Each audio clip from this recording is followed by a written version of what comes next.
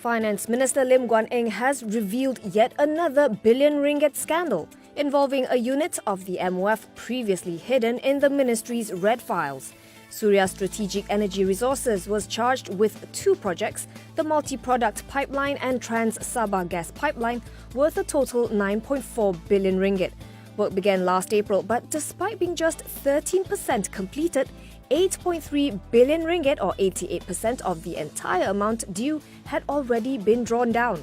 According to Lim, both projects were awarded to China Petroleum Pipeline Bureau in 2016.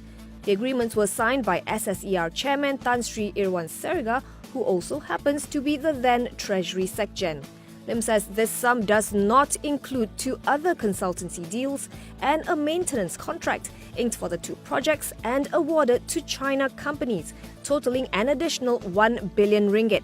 He adds that SSER is an offshoot by the same people behind SRC International. Dato Muhammad Azhar Osman Khairuddin, who is SSER's president, is also on the board of Putrajaya Perdana, a firm with direct ties to Loh Teck Joe. The government will now investigate the possibility of money laundering and may seek Beijing's assistance to help trace the flow of funds in China.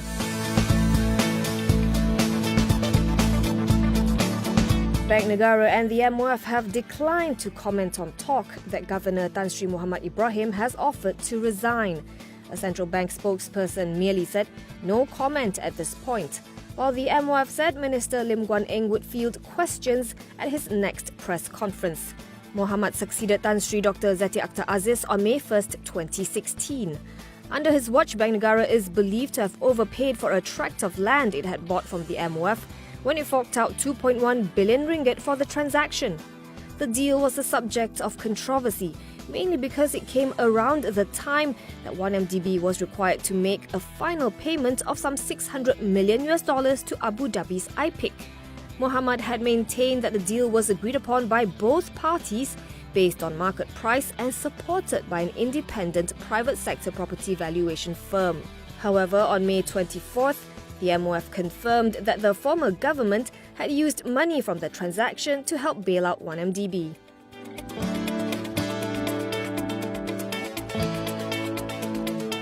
Datin Sri Rosmah Mansor was questioned by the MACC for 3 hours today in relation to SRC International, formerly a unit of scandal-ridden 1MDB. The wife of former Prime Minister Dato' Sri Najib Razak did not speak to the press.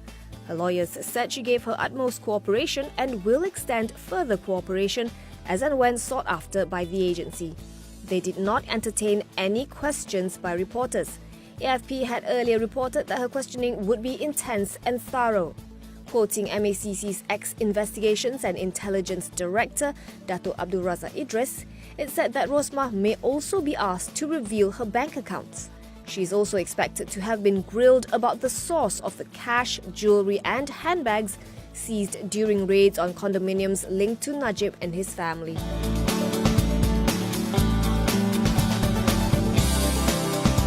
The Housing and Local Government Ministry will look at the feasibility of redeveloping the land on which the ill-fated Highland Towers in Ulu Klang, Selangor is located. Minister Zuraida Kamarudin says the plot is premium land and could generate income for the country. However, the ministry will first have to identify the owners and look into the legal cases related to the incident. Despite the tragedy, Zuraida says the value of the land has not been affected much due to its strategic location. On December 11, 1993, one of the blocks at the Highland Towers collapsed due to a major landslide, killing 48 people. The other two blocks were then evacuated and have been left abandoned ever since.